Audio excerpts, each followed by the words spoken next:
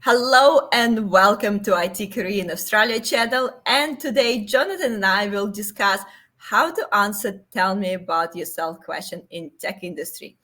The answer to this seems like a simple question can make a big difference in your career journey. So mastering the "Tell me about yourself" questions is essential, not just for job seekers, but also for effective networking and unlocking new opportunities. So I would like Jonathan the first to introduce himself and tell me a little bit about himself. Please, Sure. Jonathan. Sure. Thanks for having me, Yana. So, everybody, my name is Johnathan Maltby. I am a career coach and mentor. I run a career coaching practice that I've been operating for the last nearly a decade now. I love to help people find greater sort of meaning and fulfillment in their career, as well as gain greater clarity of self, of their purpose, and their career path. That question that everyone asks basically every time at every interview. Why this question is so important, Jonathan? So why it's so important to get it right? It's important to get it right because it's kind of like, think about it as the most quintessential kind of branding question that you can get asked. And it often sets the stage. Like, you probably get it in an interview. You might get it in a social setting, when you're meeting somebody for the first time, or it could be at a networking event. And I find a lot of people really, really struggle with this question, often because they don't know what their brand is. And when people say, hey, tell me a bit about yourself, what they're essentially saying is, give me the verbal representation of your personal brand. And I was a recruitment consultant for quite a while.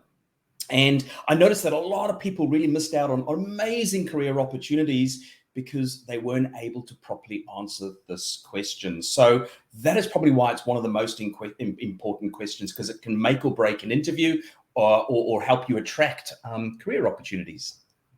And I think also having a well-crafted answer like elevator pitch shows that you actually prepared, confident, able to articulate your value quickly and effectively in any situation. So it's good and it just basically roll out of your tongue in any situation. That's right. Yeah, absolutely. Absolutely. And so, Jonathan, what is your preferred structure for that answer? What's worked for you and your clients? Well, it's interesting. There's so many different ways that you can do an elevator pitch.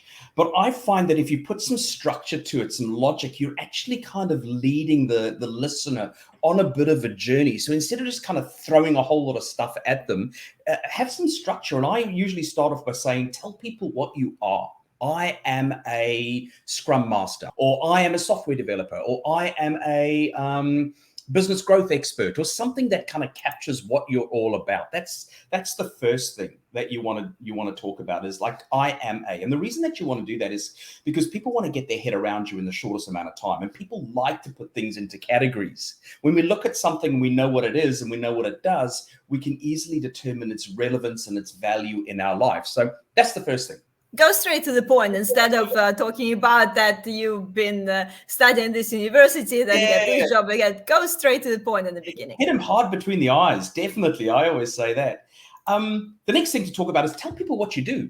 This is what I do. Now, the other thing to do is don't talk about what you fill your day with, but more what it produces, because that's where your value lies. So maybe you could talk about some of the problems that you help your clients, or if you're in business, or if you work for an organization, what you can help them solve. Because all companies have problems. And what you want to do is you want to start thinking about yourself as the solution to those problems. So tell people what you do. The next kind of level is, and think about this as you're going up in an elevator, because really tell me about yourself is really an elevator pitch. So the next thing is talk about your expertise. What are your core strengths and skills that enable you to solve those problems? So you could say, hey, I'm really good at helping organizations with these sort of things because I have a background, or I have expertise in this particular area. The next one is probably the more difficult one to talk about, and that's your value. And what I find is if people struggle to understand their value, they often end up underselling themselves or underpitching themselves, unfortunately. And your value is really attached to the outcomes that you can help an organization achieve, because that's what they're essentially buying at the end of the day, an outcome. When they hire you, they're looking to get an outcome. What can you produce? Usually it's through solving those problems that we spoke about earlier on. So that's the next thing. And if you're in an interview, for example, talk about your goal. What are you wanting to do for your career as well? So thinking about where you want to go, what you want to do, but making it valuable for the organization. Like, for example, hey, I'm looking to eventually progress into a team lead role, or I'm looking to move into this particular area. Make sure that your goal has some sort of benefit for the organization. Now, there are lots of other things that you can cover in an elevator pitch, depending on how long you've got. But I find if you kind of cover these major kind of points, it helps people to get their head around you in the shortest amount of time. And you want to kind of think about your elevator pitches as your own sort of movie trailer, because when they say, tell me about yourself, it is an elevator pitch. So you want to think about 25, 30 seconds, hit them hard between the eyes, no time for waffle. It's like a movie trailer. You're giving the best parts away that they want to go, ooh, this sounds really interesting. Tell me more. And that's what the elevator pitch is there to do. And Johnathan, do you think that you need to customize the elevator pitch for each interview?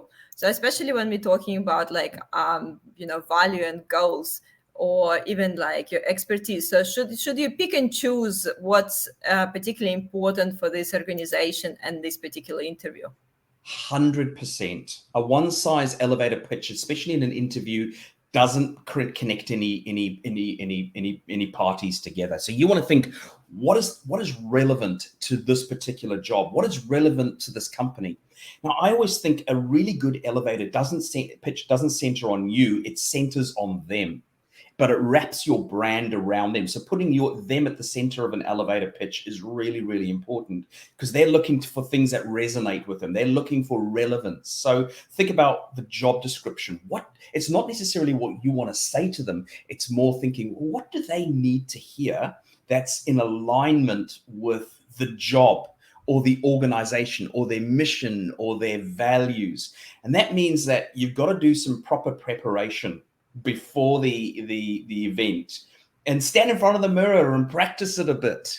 Feel comfortable. You don't want to be in the interview and those are the only time you've ever heard those words coming out of your mouth in the interview. You want to be like, oh, I'm familiar with these words, I've used these before. And that's going to make it sound a lot more natural. And I think we already touched on it, but what's the most common mistakes you see then people answering this question? Yeah, definitely. I tend to find the three most common mistakes that people tend to make with this is, one, they make it all about themselves. And I think if you really, and I know it sounds weird because it's your elevator pitch, it's your personal brand, but I think if you really want to resonate with somebody, you make it about them, put them at the center. Because here's the interesting thing, people don't care about you and what you do as much as they care about what you are and what you can do for them. So you want to think, what do they need to hear? How can I weave it around them, their needs, their problems, and the outcomes that they want to achieve? We call that like an audience-centric message. So think about, what do they need to hear? How can I put them at the center? How can I make it all about them? That's the first one. The second one is they position themselves incorrectly. Now, if you're going to be applying for a job, for example, and you're going up for interviews or anything else like that, one of the biggest mistakes that people make is they position themselves as a candidate for a role. And I know that sounds pretty logical, okay, because you are a candidate going for a role. But everybody pitches themselves the same way, and they think like a candidate. But here's a way that you can kind of flip that around and really kind of differentiate yourself from the competition. So think about it this way. All companies have problems. Okay, that's why that job exists, because the person with the right skills and experience, they'll be able to fill that gap. They'll be able to solve those problems. So you want to be thinking about yourself as not a candidate for a role, but a solution to those problems that is going to lead the organization from a state of pain because they don't have someone to fill that role to a state of gain because you can help them solve those problems. So this is about positioning yourself as the solution. And this can actually be quite a game changer for people. A lot of my clients have said, hey, I tried that technique that you told me about, and it completely changed the dynamic of the interview. It was really, really good. That's the second one. The third one is being too vague. The last thing you want to do is have your audience use their imagination. Because if they have to use their imagination, it means that you've left a gap.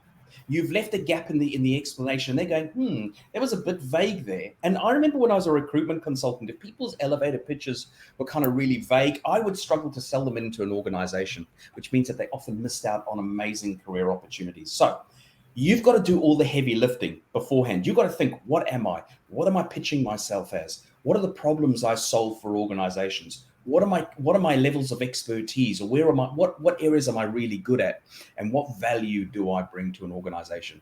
These are the kind of things that you need to be thinking about before you go into the interview. So you want to be able to hit them hard between the eye. You want them to walk away knowing all of those things about you and not having to scratch their heads and go, that was vague. I don't know what to do with them. So those are the three problems. I definitely think the key here is preparation, because we can't just, it's not a cookie cutter. We can't just use the same pitch everywhere. So as more you learn about the company, as more you know about the company problems, as easier it will be to position yourself as a solution. And that can basically break your interview. So Johnathan, what's the best way to connect with you? Okay, the best way to get hold of me is www.johnmaltby.com.au. So you can connect with me on LinkedIn. Just make sure you spell my name right, otherwise it'll come up with other people. But that's probably the best way, is through website and through LinkedIn. So if you've got any questions, if you want to work on your brand, if you need to get better at pitching yourself, I offer a 45-minute complimentary consult for anybody who wants to start the process of just working on their careers. And using LinkedIn on my website, reach out to me, is probably the easiest way. Perfect. It definitely takes time to get it perfect, that answer. And also you can practice everywhere. You can go to all events, meetups, calls, at work meetings. So there is a lot of opportunity to practice the answer to this question. So I do really encourage you to not wait for the interview to know your answer, but actually start practicing now. And I hope this video has been useful and helpful for you. If you want to dive deeper into this topic, make sure to watch a full discussion with Johnathan, Wendy, and I on nailing Tell Me About Yourself question. I popped the link here. And don't forget to tune into my weekly live discussions, where you can engage directly with industry experts who have built successful IT careers. And if you're in Melbourne, really consider to join my tech walking event in Albert Park. That's your opportunity to network with people in the industry and practice your perfect answer to Tell Me About Yourself question. I hope to see everyone around, and subscribe to this channel to see more tips and videos like this. Thank you, Johnathan. Thank you, Jana.